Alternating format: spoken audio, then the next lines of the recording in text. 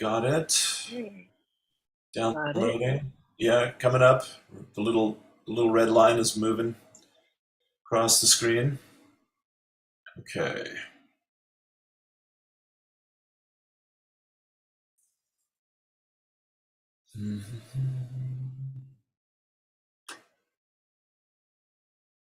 And then I'll just turn the volume down on this.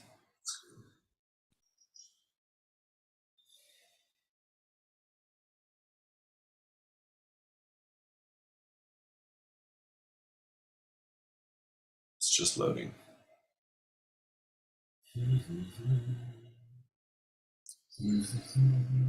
Okay, there we go. So, welcome everyone.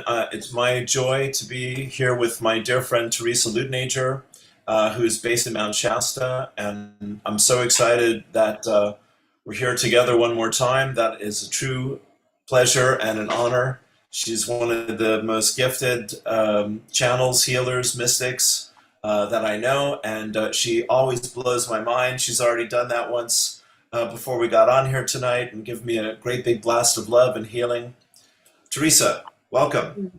Thank you so much. What a joy to get to hang with you. I hope we get to meet in person when I'm in Ireland. There's Well, a lot, yes, I know, a lot of unknowns, but I would, yeah, I hope sure. it happens. That's Yeah. my intention as well. Yes, you're in Sligo, which is about 3 hours away, and so it's humanly possible. It is humanly possible, right? Yeah, there's so much that's humanly possible. Absolutely. Yeah, yeah. Yeah, And I'm yeah. so, go ahead. Yeah. Yeah, well, yeah, tell us why you're coming to Ireland and the details of that, and let's dive right in, if you like. Yeah, yeah, Sure. I'm so excited.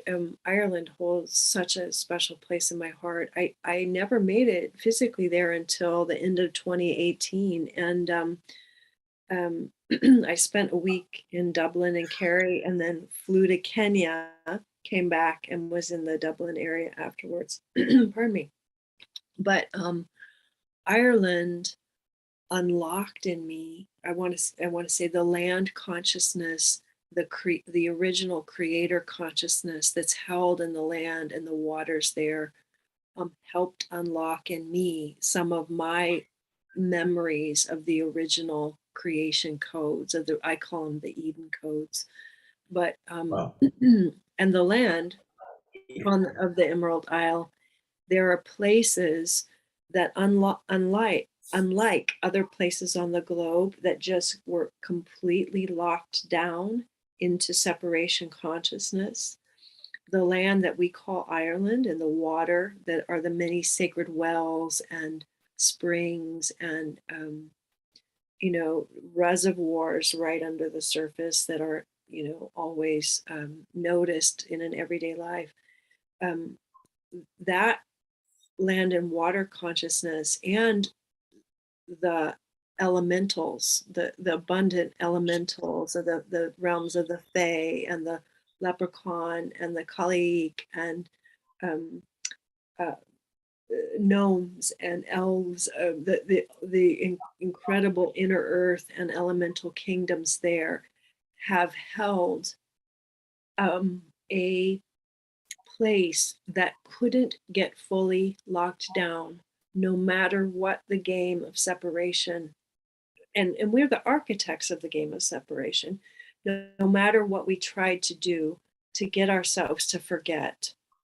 There are places in Ireland that have always held the original creation codes, the codes to our sovereignty, freedom, source creatorship, that never got locked down. And it really, honestly, a lot of it originates back to Mother Africa and to the original Africans that populated the island of that we now call Ireland, and the inseparability of the two consciousnesses of land.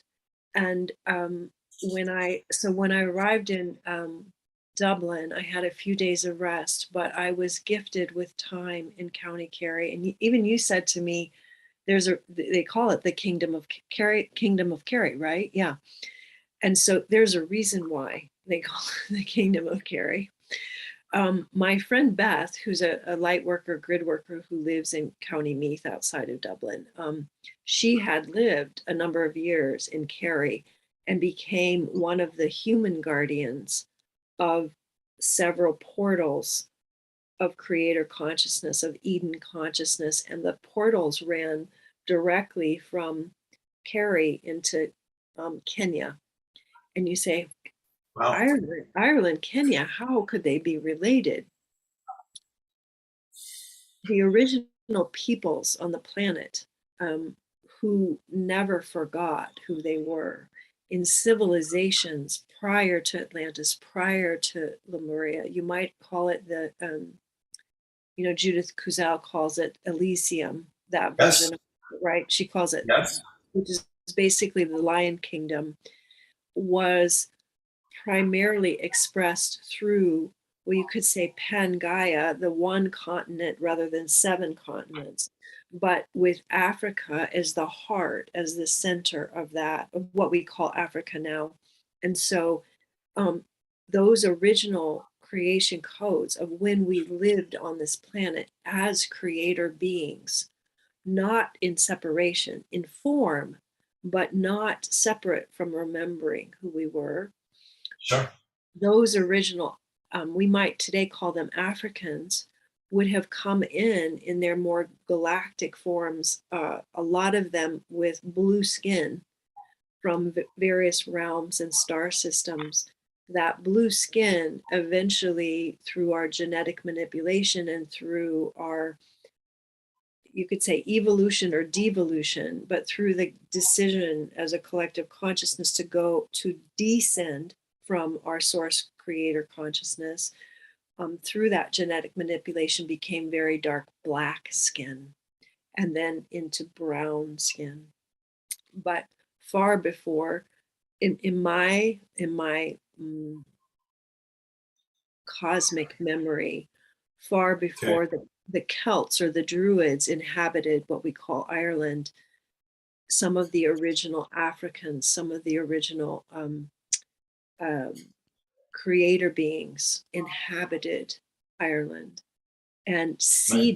seeded those codes of diamond light, those codes of creatorship into the land. The land held it.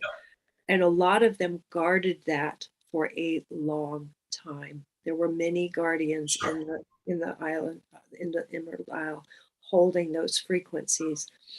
Eventually they were driven out. And you could say the story of St. Patrick driving out the snakes is kind of the archetypal myth of where our original seed consciousness was held, and the church, Right. whatever Yeah. you call that force of separation, drove out the original. But as you know from living in Ireland, there are some people that never forgot. Yeah. Even though they came into the island, and we're talking about tens and tens and tens and thousands of years, not maybe hundreds of thousands of years, right? Later, Yeah. and we know them as the Celts or the Druids or whatever word for the white skinned people. But even then, there were beings, both in physical form and higher dimensional form, that were holding the memory of ourselves as creator beings, and that those realms were very fluid when the Celts started inhabiting, and Yeah. there were still really conscious, active communication with the Fae, with the leprechaun, with all of the different nature spirits, if you will, or Davic realms. Yeah. And so that all of that is held in that land, literally where you're sitting. Look where your kitchen Sure. chair is, right in Sure. Sure. County Cork. Yeah. Yeah. So right there, you're in the Believe me. midst. Mhm. Yeah. You are, Yeah. even though even though there are paved roads, even though the Catholic Church came in and subjugated people a lot to try and beat that out of them. to try and control that out of them, to try and in recent history, that would be the most recent attempts to separate people from their true nature, right? Sure. Even Sure. though there are eons of oppression on your island, just as there are eons of oppression in Africa. Yeah. Sometimes, not, I'm not, no, this is not right. The most powerful land and the most powerful people had to be subjugated and oppressed the most powerfully because they remembered who they were. And Sure. so, Sure. so you look at any forms of enslavement, of systematic enslavement or systematic oppression, it was because those people remembered who they are. And so Yeah. that systematic oppression had to happen in order for the game of separation to happen, for the game of power over to happen. And so, particularly on the Emerald Island, it's happened to men, but it particularly the tradition of misogyny, the institution of misogyny, and women's sexual power being locked down by the Catholic Church is one of the most very recent remnants of that game of separation. Um, Sure. because Ireland carries more of the feminine, Ireland has masculine energies, don't get me wrong, but it is one of the, like Africa, like Mother Africa. Ireland is like Mother Ireland. There, that sense of the way it comes through in the culture is that mothers are still revered, right? In Yeah. Ireland, there's this whole myth. Oh, my Irish mama, I have to go home. I have to please her. I have to, anything she says goes, and I'm sure that's a cliche to some degree. And there's truth. And the truth below the truth below the truth is the remembering of the divine feminine, Yeah. which is the womb of creation, right? And that is the similarity of care. It's like the cosmic womb carrying God codes, the creation of how we create ourselves in the land and waters. And if you go to, so in County Kerry, thank you for going through this long spiral with me. Pleasure. If Yeah. you go to certain places, and I know for sure in County Kerry, and I experienced it in Meath and on there are pockets everywhere in each county, but there are Sure. very, very specific portals into Africa carrying the same codes, carrying the same Right. remembrance, and the people too, and the people. Yeah. Well, And so into Africa or into the Divine Mother, Pachamama, into the sacred earth, and the consciousness of that. exactly, exactly. A- Yeah. In Yeah. the consciousness as it's held in specific lands. So there is the general mother, like Hmm. the broad mother that transcends even the lands and the waters. And then there's the specific incarnation of the divine mother in the land we call Ireland and in the land we call Kenya, all through Africa, actually, but some places more so than others where the original creation codes flow. And Yeah. you as we at the fall of Atlantis, as we locked down a lot of our power, because some of us that were part of the very, very lengthy civilization we call Atlantis saw this fall coming. We saw it coming. And to some degree, each of us participated in it. But there was enough of consciousness at that point that we hid away a lot of our higher technologies, if you will, crystalline technologies, codes, keys to locks, right before the civilization fell. And some of that was um, entrusted to the Hopi say 4 major tribes. The Kenyan tribe called the Kikuyu that called me into Mount Kenya to unlock one of the master crystals of Atlantis. The Hopi, the Tibetans, this is the modern day names for these people, the Kikuyu, the Kenyans, the Hopi, the Tibetans. And then they say that there was a Swiss mountain tribe that I believe are actually descendants or ancestors of the Druids and the Celts. And that, but that tribe, which was white-skinned, was scattered to different places. And so it's not held as centrally in a wisdom lineage as the way the Africans, the Native Americans, and the Tibetans held it. And some of that scattering went into Africa too. So there's the history of the original creation codes being held in that land we call Ireland. And then there's the scattering of the quote unquote white-skinned tribe that held 2 of the 8 tablets, after tablets, meaning the wisdom lineage that was passed through Atlantis, and that tribe scattered and some into Ireland. So Right. and some into the tribe we would call the Druids or the Celts. So there's so many connections. There's so many potent Right. portals in Beautiful. Ireland. Yeah. Incredible portals. I didn't even know about County Sligo until January. I had no idea. Okay. And Uh-huh. do you mind if I tell the story of the precursor of how that came? No, you carry on. You're doing fine. Thank you, I'm just enjoying the ride. Carry thank on. you.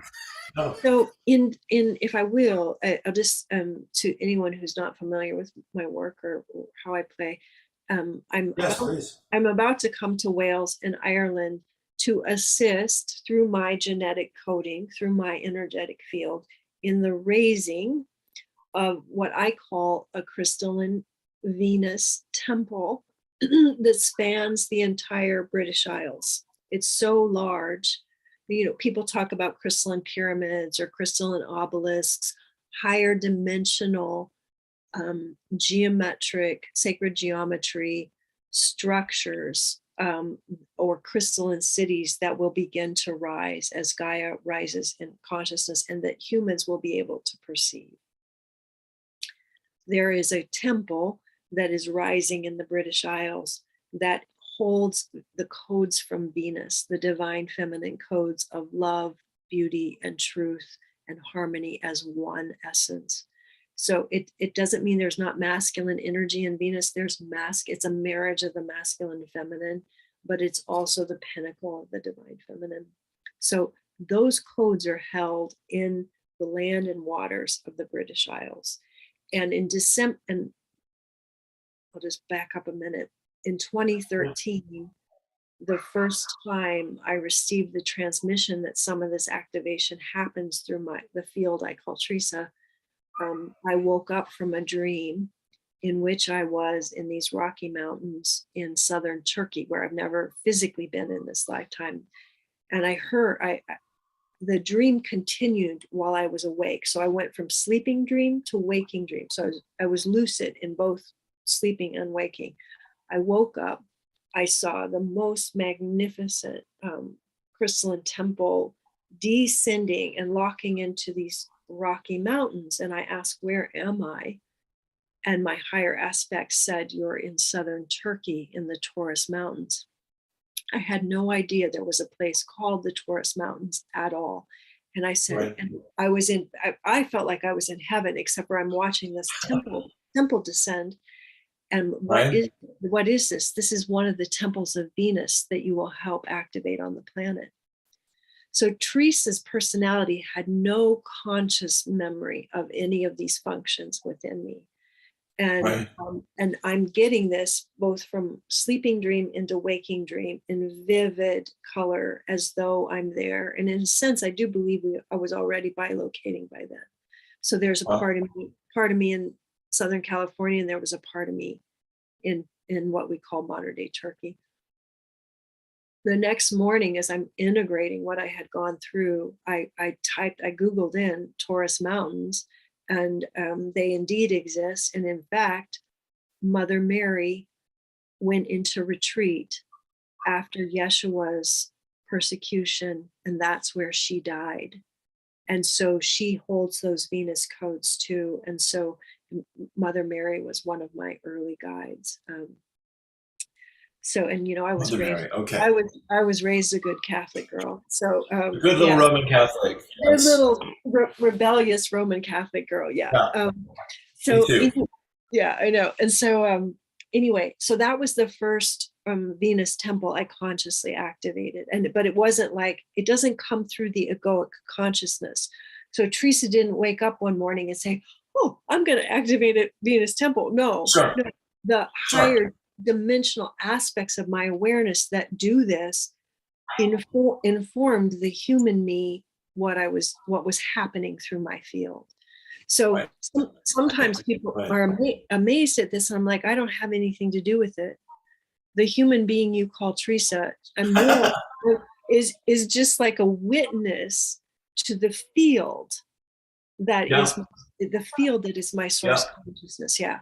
Now, over the years, more and more that field Sure. has integrated into the human. But on any given day, someone would tell you I'm just an egoic asshole. So, it's I have all of this within me. So that's the first Venus temple. In December, I deeply doubt that, but I'll let you get away with that. That's fine.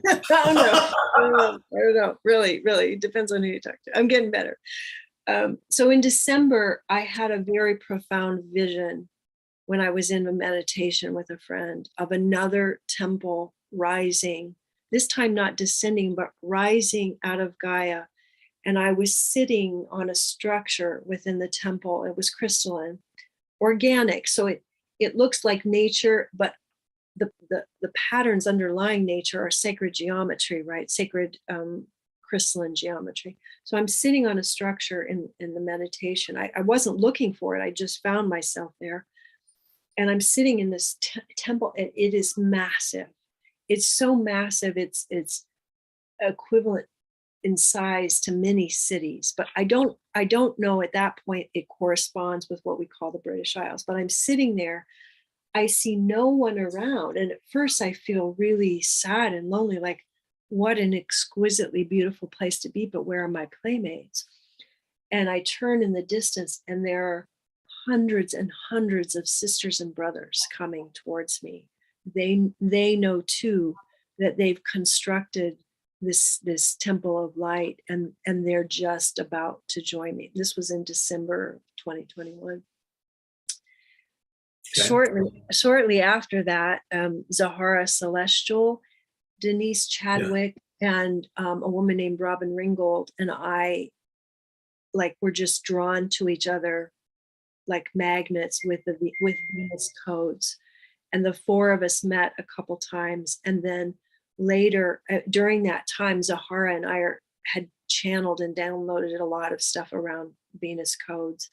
And later we got called together, and we're like, oh, we're actually meant to bring people together in Wales and Ireland to experience this in the physical, to anchor it in the physical, because this temple is rising. It's rising in you, Lou. This temple is rising in you. It's rising in me. And we are expressions of Gaia herself. Like, we come from this human vehicle is made of all of the elements and minerals and particles of Gaia. We're not separate from her. We are an expression of her. And this temple, this Venus codes, this temple is rising through her, which Yeah. means through you and through me. Yeah. And people who are meeting in these power nodes of the temple, we're visiting three, I would say there are three major power nodes, two of them in Wales and one of them in Ireland for this temple. But that does not mean that there aren't other smaller nodes within all of the British Isles. There are. It's just Sure. these Sure. three major nodes is where Zahara and I were called to anchor physically with a group of people. Yeah. And so, Can you say what the two are in Wales? yes, there's a mountain called the Golden Crystal Mountain that's somewhere in Carmen. I'm gonna slaughter the Welsh name. You won't Carmarthenshire. know it from me. Carmarthenshire. It in Carmarthenshire is like the county or whatever, the area of Wales, and it's literally called the Golden Crystal Mountain. Like, no lie. And on the Wow. mountain itself, Yeah. there are quartz crystals, golden healer crystals, that just like they're strewn on the surface of the mountain. You don't have to mine. They're not even in the earth. Like, they're Right. so abundant that they literally sit on the mountain, and you can go to the waters, to the waterfalls and the springs, and you see the pieces of crystal, of golden crystal, in the water. No lie. Yeah. Zahara's been there It's a couple amazing. times. It's amazing. So that's the first Yeah. pillar. That's the first pillar. There's some small other nodes we're going to visit when we're in Wales, but we're going to spend 3 days at the Golden Crystal Mountain and her surroundings there. It's also, to me, it's like one of the hubs of the golden dragons. There is a preponderance of golden dragon energy there that is a sense of guardian or caretakers of the golden crystalline energy frequencies that come through the Venus temple. And so that's our starting point. 3 days there. 1 day at this is a softer node, but it's a node in the temple. It's a church of a 7th century Welsh saint named Saint Michelangelo, a woman. And it's Wow. interesting. It's a really interesting story. She actually was an Irish woman who fled she avoided a forced marriage, and she fled from, just a girl at the time, fled from Ireland, Yeah. somehow made it to Wales as a very young woman, went into her own private retreat because she didn't have anything. I think she just cared for herself, but she was so evolved in her consciousness. She was like a feminine Saint Francis. All of the animals would gather around her and protect her. And the story goes that there was a Welsh hunter, a prince or someone of nobility with money. I think he was Welsh, he could have been Irish, who was chasing with his hounds and his whatever his weapon was, trying to kill rabbits, hares. And the hares fled into a thicket with the saint, and the hounds came in to get the rabbits, and instead of being able to go in and attack them, the hounds were so upset by the field of love that this 7th century woman was, that they retreated, and this hunter realized he was in the presence of a saint, of an avatar, and he was also taken by her presence. And he gifted her enough money and land to build a hermitage there. And for centuries, there was a hermitage of women, monastics there. And it's a softer node. And we'll spend a day there. And then Wow. That's one of the best stories I ever heard in my life. So that's joyous. That's incredible. isn't it amazing? Yeah. And not only that, because Wales holds, like Ireland, a lot of the memories of pre-separation. So literally in her hermitage, Yeah. in the church there is not only her remains, her physical bones and remains, there's the remains of giants, the remains of giant Yeah. beings. Those bones are held on the wall there, they're kept. So that Wow. the giants lived during that time, and they were in communion with the avatars that were in that hermitage. Now, of course, the Catholic Church has Right. taken that over and said she's a saint, and they did all that. But this is basically a realized Right. Buddha, a realized woman, a realized saint. Yeah. And so, Yeah. yeah, Yeah. so that's one of the soft nodes. That's one of the soft nodes, not one of the power nodes. Like, it's like the soft node. On that same day, we're going to go to a lake. I think it's called again, the Welsh pronunciation, Lynn Deverchin, something like that. That's if you looked at Zahara's website, which I'll give later, you can see where it is exactly in Wales. Sure. This lake Okay. is particularly meaningful to me. Let me just back up and say, on this pilgrimage that we're leading, that we call the rising of the Venus temple within and without, there's such a confluence or merge of realms and wisdom lineages into one that are being rewoven into the whole tapestry. Like the threads were separated as part of the dissension process. The threads are being woven back again into one whole cloth quilt or one whole tapestry. One of those threads, besides the merge of realms, like saying that the fairy or the she or the elven realms are separate, they're coming together, and as are the spiritual lineages, the wisdom traditions of earth. This lake has long been held by local people as a portal for the Fae, and it's a lake with a floating island in the middle, and the island literally moves around. Yeah, and so here's the personal. That's a neat trick. Yeah, yeah. So it's been held as a dimensional portal. It's been recognized as a dimensional portal by local people for eons. Here's the weaving of another spiritual tradition. There is a Buddhist nun, who I believe she's English, who was also a student of my lineage, my Tibetan lineage. So we had the same teachers. Chogyam Trungpa was one of them, and then Chogyam Trungpa's teacher is a Tibetan man who passed in 1989 named Dilgo Chense Rinpoche. Chense Rinpoche never made it to Wales or England, as far as I'm concerned. And when he fled Tibet after the communist invasion and the Chinese suppression of the Tibetan people, Chense Rinpoche ended up in northern India, like the Dalai Lama, and built a monastery there. So Chense Rinpoche, having never come to Wales or England, was called before his death. This woman who's a student of the same lineage as I am, went to Chense Rinpoche, and she wanted to carry out a wish of Trungpa Rinpoche, who died in 1987, who basically brought Tibetan Buddhism to North America.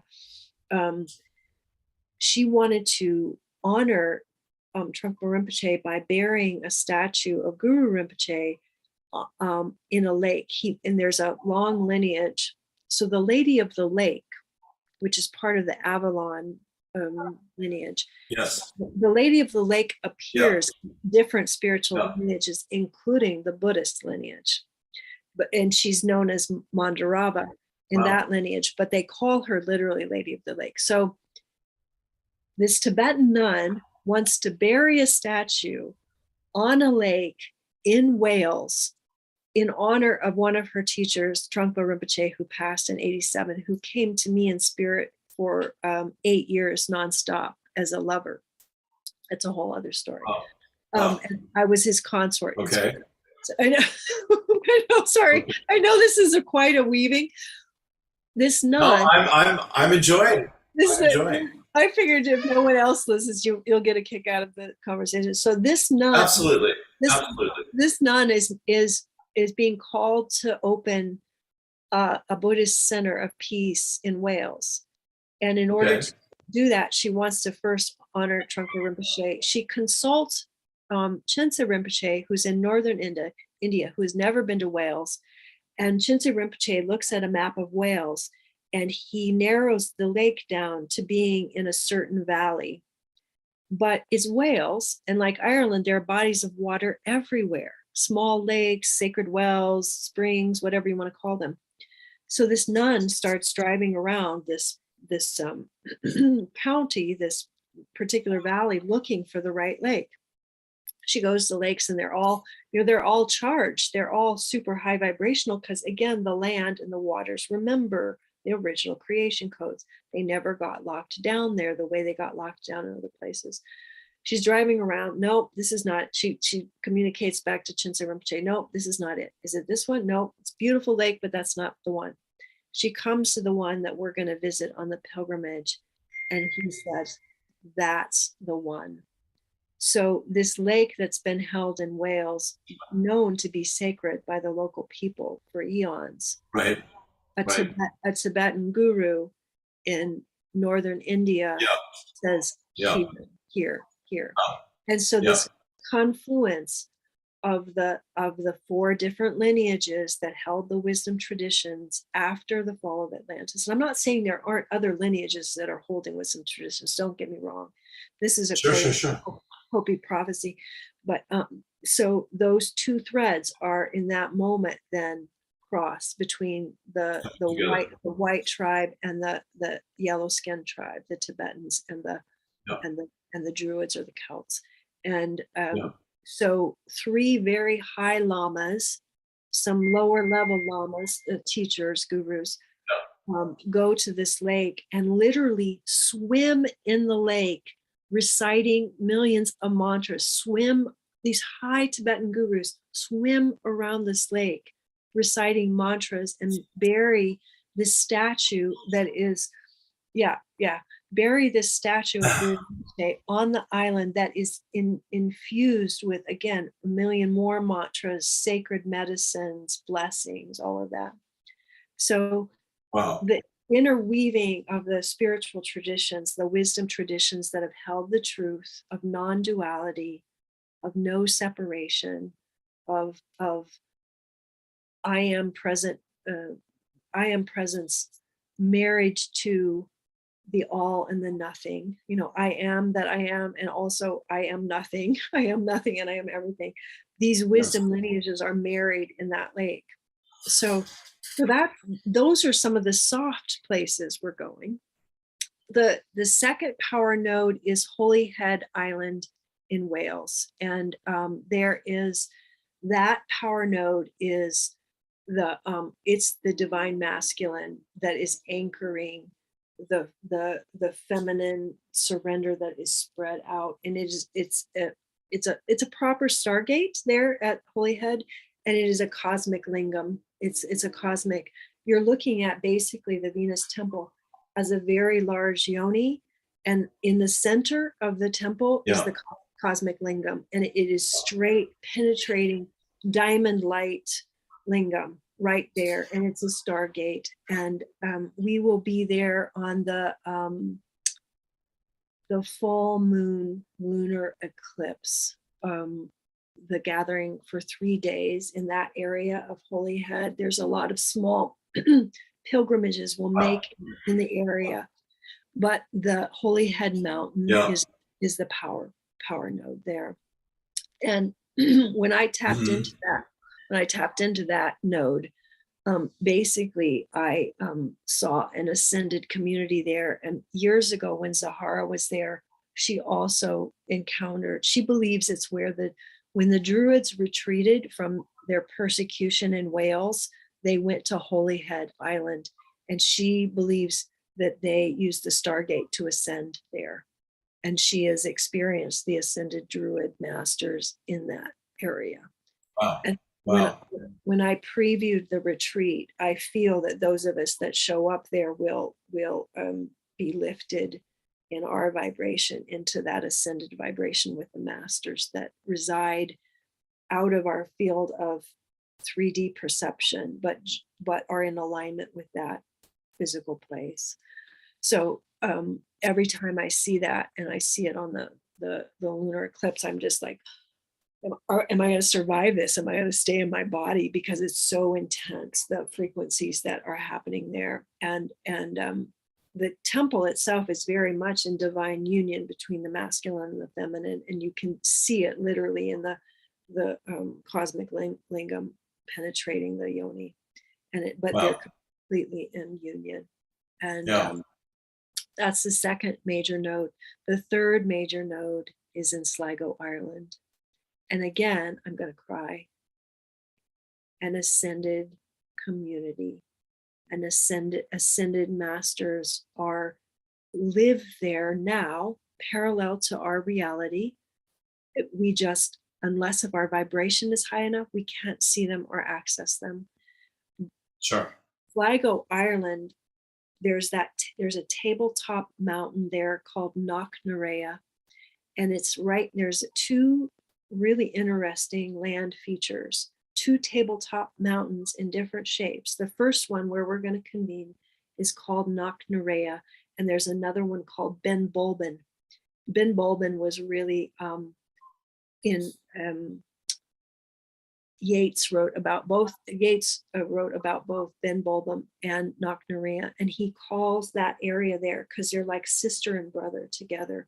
These land, he calls it the land of heart's desire. The land of heart's desire. And so Knocknarea is the land feature there that is a cosmic womb. It is a mother hub portal for the cosmic womb energies. It's not just Gaia womb, it's cosmic womb. And it's embodied in that land feature. And that's where I encountered the guardian of Knocknarea, which was a Kaliik, which was another soul aspect of mine that I had to release from a frozen state. She was locked down by the oppressive forces as dissension took. So I've been doing a lot of soul integration with this pilgrimage, just because I have to work through my shit before I get to come there.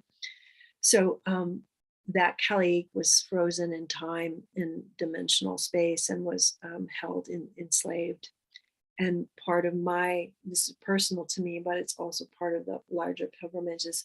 When I do land work, basically my body becomes the land that I'm working on. I absorb wherever I'm going, usually prior to wherever I'm going, and I embody it like a map, like I become the land itself. And I don't do it on purpose. It's not like Theresa sits down, today I'm going to become the Himalayas, or today, today, right? Yeah.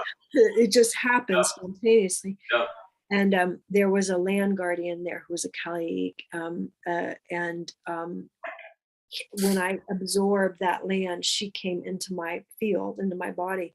And the next day, I'm in bliss. I'm basically at Knocknarea in bliss with this ascended community, experiencing my own ascended aspects there, and the cosmic womb and the function of it. And it also direct portals into Africa from there. I'm weaving together these land masses within my field. And the next day I wake up and I feel like I have a dragon or this evil being inside of me, in my belly, scratching. And my hips go into spasm. My psoas muscle go into spasm. I'm like, what the fuck is going on here?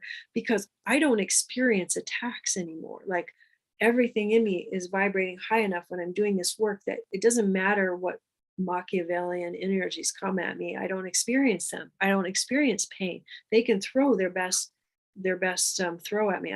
It doesn't touch me. So for me to experience pain in response to me doing land work, I knew something was really off. I went to a sister in Shasta who gave me a massage and did a lot of energy work. And all of a sudden, in the middle of that massage, I see this blue being, this large blue being with this crazy white hair shooting out of her head and these long nails scratching in my belly, like, let me the fuck out of here. Okay. And at first, because I thought it was, it is a soul aspect of myself. And at first I was trying to integrate her into my greater field. She said, I don't want to be integrated. Let me the fuck out. She had been trapped in this time, dimensional time space. And she wanted to fully return to source. She didn't want to be integrated into Theresa's field. She wanted to go straight back to source. So it took me a while to understand what was happening, because I'd never gone through anything like that. But eventually, then once I got it, once I saw her and got it, then she was able to completely reintegrate straight back to source. So that's the third power node. But all of the Emerald Island, all of Scotland, all of what we call Wales and England are carrying these frequencies within the Gaia there, within the lands and the waters there of the Venus temple. So the British Isles is one of the homes for the biggest Venus temple I've ever seen, ever, ever. If you look at it in time space dimension, it's going to have a form like we have a body, and it spans the British Isles, and it's extraordinary. And it's also Brilliant. yeah. It's also in you. Yes, no, absolutely stunning. Well, that was absolutely fantastic. If I had a working passport, I'd try to get over and see you in Wales and join the party all the way through it. So well. But I don't at the moment, unfortunately. But we're working on that. But let's talk about Venus here for a few moments of what that represents and what that affords, ascending light workers, and how that connects to this bigger picture of ascension. Yeah. Since we're getting a So, temple from Venus right. returned, So we're actually right, exactly. it makes that's where my head goes. I know it's great, right? So on the larger scale of of course, there's absolute reality and relative reality, and we're speaking of relative reality. Each planet in our solar system embodies certain frequencies and certain combinations, just like there's only one Lou Martin, there's only one Theresa Luttenegger. We're all these hodgepodge of frequencies, and so the planets are like that too. And like cells in a body, they form one larger solar system. And so in a sense they're independent, and in a sense they're just part of a larger body, like you and I are part of the body of God or the body of Gaia. So they're separate cells. Venus and Earth have long been realized as sister planets by the ancient Arabic astrology emerged in its modern day form from the ancient Arabics, and Venus and Earth have always been recognized as sister planets. Venus, throughout the ages, as long as we can then remember in terms of communication, written and oral communication, and art and music, has been celebrated as the goddess of love. And within those frequencies, the feminine goddess of love. That's not just there are just as she's depicted as a feminine or a woman or whatever. Within Theresa, there's both feminine and masculine aspects. Within Venus, there's both feminine and masculine aspects in marriage. But overall, if you look at her overall signature, it's the embodiment of the feminine divine. Within love itself are like three other sub notes or part of the song of love: beauty, harmony, and truth. And so love in its form of beauty, love in its form of harmony, love in the form of truth. And those three essences or frequencies are collapsed into the greater, what we would call Venus love, divine feminine, divine mother love. But divine feminine in all three of her aspects, if you will: maiden, mother, and crone. And so throughout the life cycle of the feminine in human form, so the divine feminine, but the divine feminine in inner union with her masculine is raising up in us and out of the British Isles. And so it is us, and it's also a mirror for us as a permission slip. So as those land and waters are allowed to express the inner union, the divine union within, in its feminine form, that is reflected back to you. It's reflected back to me. It's reflected back to people who have no idea what they're walking into when they go to the sacred wells in England and Wales and Ireland. They have no idea that their Catholic church is built on a site that was dedicated to the goddess. But that's all it is. It's like a lot of those sites of the goddess had to be subjugated by the Church of England, by the Roman Catholic Church, had to be controlled. And so what this means for us is that your divine feminine aspects are all that more accessible. My divine feminine energy is all that more accessible and will be reflected and mirrored. You are a mirror to the divine feminine. She sees you, it sees you in her. It sees herself in you, and you see her in you. And so you're mirrors. The land and the water is a mirror for us. We are also a mirror for the land and the water. And so in union, not separate with, but in union with Gaia as us, we are pulling through our Venusian qualities: love, beauty, harmony, truth. And I want to say freedom is the other, like the overlay in this. You don't often hear about people talking about Venus or the goddess of love or the divine mother love with freedom as one of her attributes. But it's like, if it's all a planet and it's a big mass, it's like the overarching milieu in which it's held is freedom.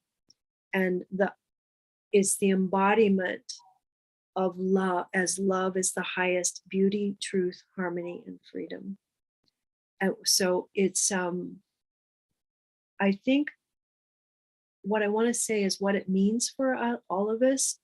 It's like going on a treasure hunt. We're going to discover what this means. We have some ideas. Right. We have ideas of what the divine feminine essence feels like and sounds like, both in male bodies and female bodies. But the more we raise this into our consciousness, which is what we're doing, the more we find out, what does this mean? What does this mean when Lu softens and surrenders to God? And instead of being the God that penetrates, what is it like to be the God that receives? And I'll just talk a little bit about my personal experience with this pilgrimage. It has forced me into all of my abundance issues again, all of my physical, financial abundance issues, coming to the edge of do I have enough money? Can I even make the flight over there? How do I do this? Because I'm also being asked to give up my place in Shasta and be held in the arms of God again and just trust where I'm going. Am I valuing myself enough? What's the energy, the financial energy exchange between me as a facilitator and people who come? What is Spirit asking of me to relinquish and surrender and receive?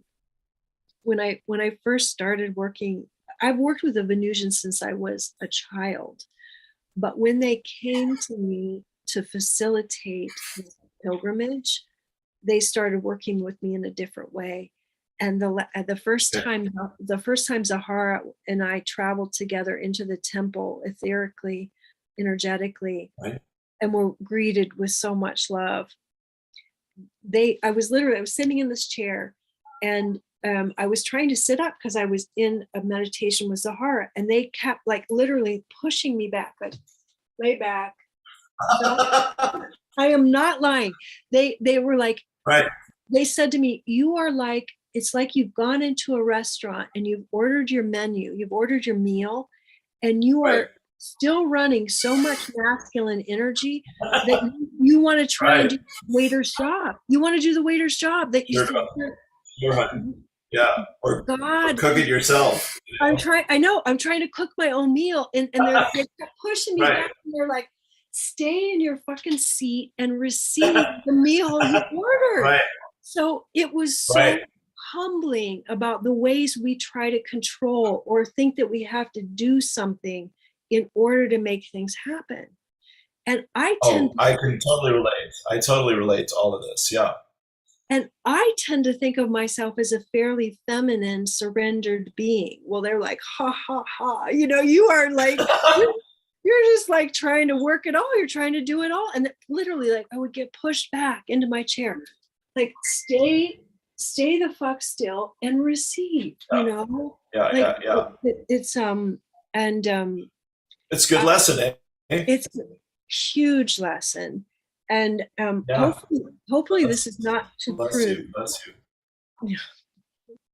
Yeah. So I'll yeah, I've heard it all. you've heard. Throw it again.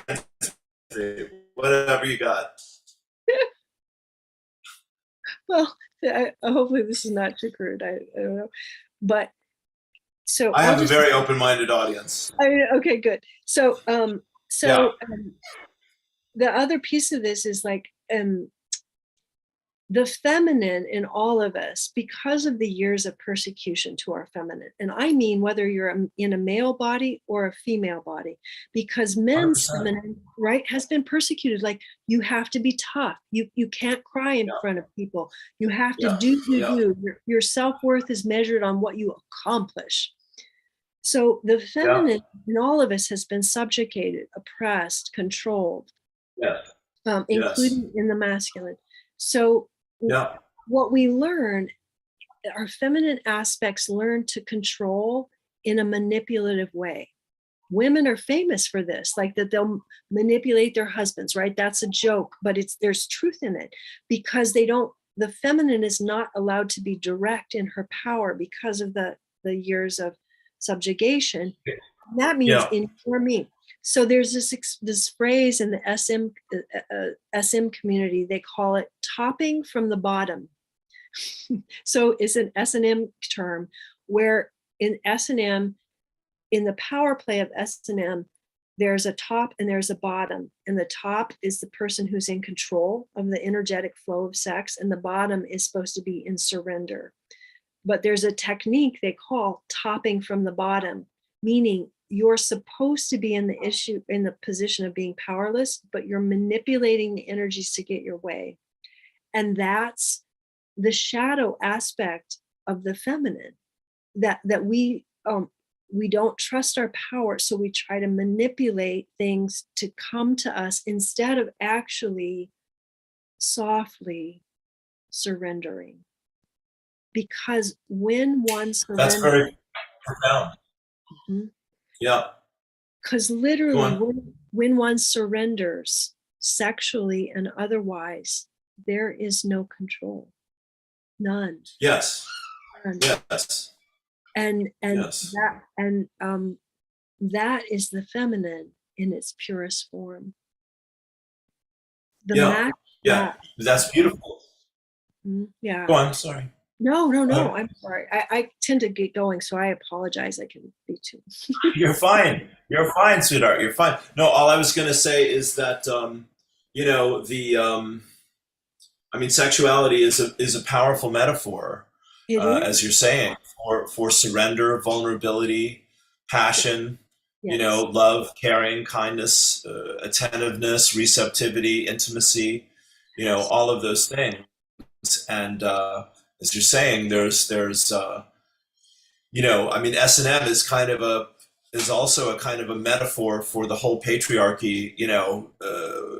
and the dishonoring of the feminine, the dishonoring of sexuality in a way, and the hyper control of the patriarchy, whether you're the the The what is it, dominant. the submissive one or the dominant one, it's this.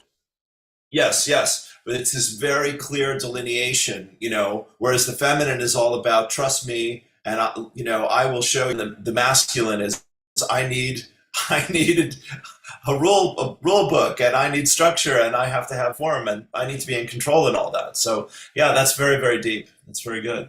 And it's where the shadow feminine um, goes into control and manipulation. Yeah.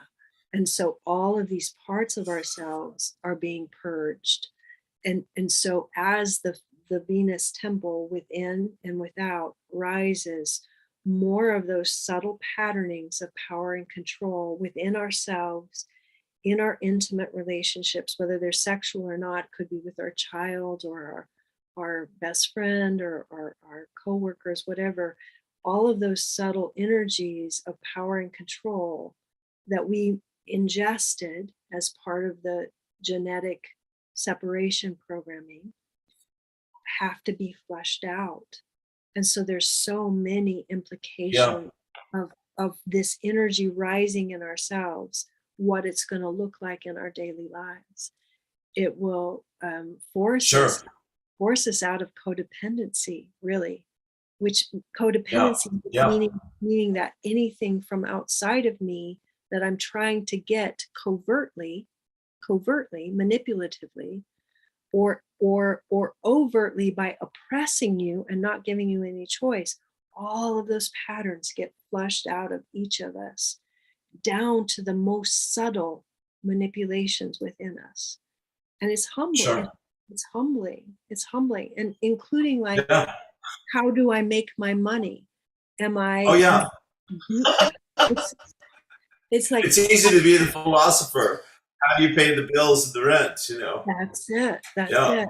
And so this agreeing to steward this pilgrimage and agreeing to steward or be a holder of this temple energy has forced more of my subtle patterning of power and control out in the open. I've had to look at it in myself. Like, Sure. so Sure. humbling, so humbling again and again. And Sure. Hun, sure. yeah, Well, yeah. Um, bless you, my darling friend. I mean, yeah, you're singing my song there.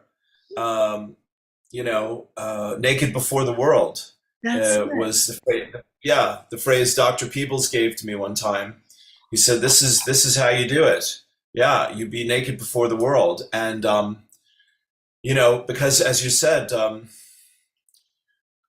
we have the love and support and the guidance and the wisdom from many, many lifetimes. It's just the courage, the humility, the integrity, the faith, and the trust, you know, to live that and breathe that, to walk the talk, and to integrate that, That's it. you know, And to, into our lives. Yeah. yeah. Brother Todd Medina, he often says, my ass is hanging in the air, butt naked, ass in the air.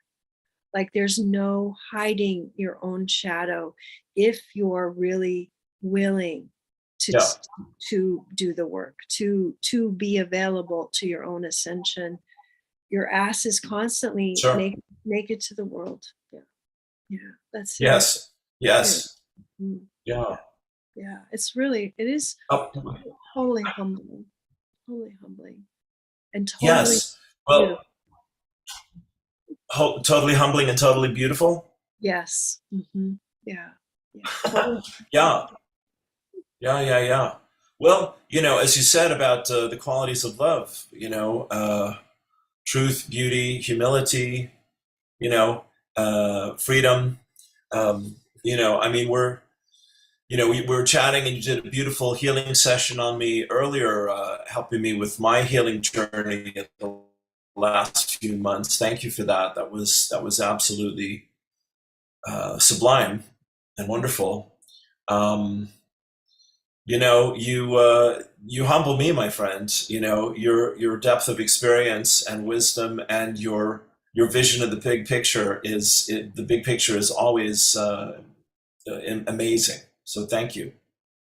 Thank you. It's completely Yeah. my thank you for inviting me. And it's my joy to share. And yeah, my ass has been in the air, butt naked, so many times that I do trust it. I do trust the humbling deeply, um, because it Yeah. just Likewise. keeps me. I know you do. I love that about you because you allow your Yeah. heart. You allow your heart right here, and we might be Thank you. messy. We might be messy. We might not be like this. Like I don't have it all together. I am finding my way, Sure. and I am allowing. Same. Yeah. Yeah. Yeah. Well, again, Teresa, as you say, these things, because these things happen, outside of your conscious awareness, they happen to you and through you. And I feel much the same, and I was chatting with a friend recently, and I said, to me, the greatest key right now is whatever is happening, it's happening for me. It's not happening to me, That's it. you know, and that's the one that I'm working with. I want to make peace with the changes, and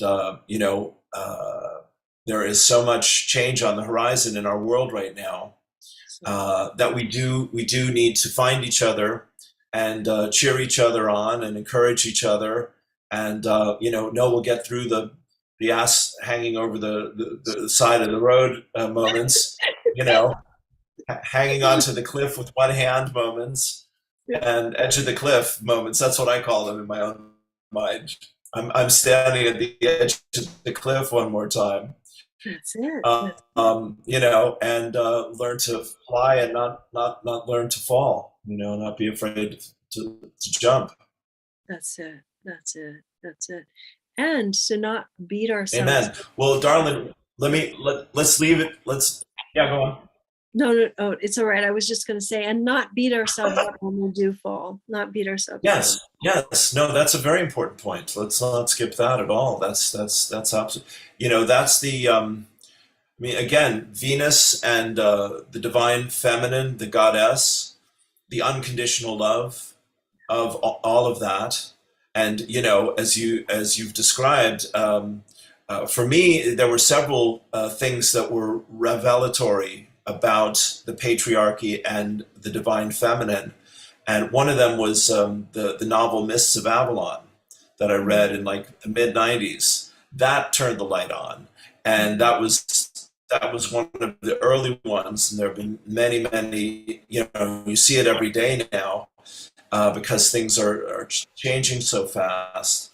I especially see in the young women teachers, on Facebook right now, just a phenomenally fearless integrity and warrior spirit, and just throwing themselves out into the world with all they have, True. and that's very inspiring as well. That's very, very beautiful. But we do need that compassion and mercy and kindness and forgiveness and tolerance and allowance and a good sense of humor, and just not take it all so personally. Isn't that it? That's it. Because Yeah, yeah, it's so impersonal in so many ways. It's just so yeah, impersonal that yeah, it is the game of God remembering herself, himself again and yeah, again, and yeah, through the yeah, body that's you, through the body that's me. yeah, yeah. Well, I could chat with you all day long, and I hope I'll get a chance to meet you in person here in your trip to Ireland for sure. And I'm so grateful to you. Thank you. Where Yeah. would you like to send people to sign up for this workshop, which I believe is in person and on Zoom And both? Is that online, right? yes. There's an online Yeah. version, thank you, and an in-person version. It's all held on Zahara's website. I was guided to let go of mine this last month. It's Zahara Celestial, Z Okay.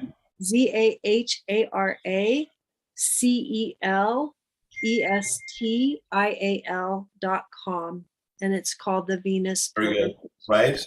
Yeah, yeah. Or you could Wonderful. Wonderful. or you could Yeah. find me on Facebook. Mhm. We can find you on Facebook. Okay. Yeah. Brilliant. To come and run and hang out with you and get a healing session and Yeah. learn what's happening in our wild world. Yes. Brilliant. Yeah. Brilliant. Yeah. Brilliant. Brilliant. Thank you Thank, so thank you. much. Well, you're it's my pleasure. It's my great honor. Mm. Honestly, I did see your interview with Denise and Zahara, and as I said, that was also really great. So I'll put the link to that with this as well, so people can get the full Monty here, the full experience of what you two are about. Yeah, and is Denise planning to join you? Is she hoping to meet I up? I I don't think she can meet us physically, but she's going to join us on Zoom if she Oh, has great. other Okay. commitments. Yeah, yeah, yeah. Okay. Okay. Great. So, Yeah. but there's a beautiful group of souls coming together in the physical. So I'm I'm really sure. I'm sure. So there's still more slots, still more there. openings for people to join up. We extended the registration and deadline, and we also extended um, the offer that if people are financially challenged, that they come to us for a sliding scale or some sort of energy exchange Great. that matches for them. Great. Yeah, yeah. That is so kind. That is so thoughtful. So Brilliant. Well, I will put this out and keep this sacred journey in my thoughts and prayers. And I love you and have a wonderful day. And here's to the next chapter. Okay. Thank you so much, Lou. All right. Thank you, sweetheart. Thank you. Peace, Okay. peace, peace. Bless you. Love you. Okay. Love you too, honey. Thank you. Bye bye.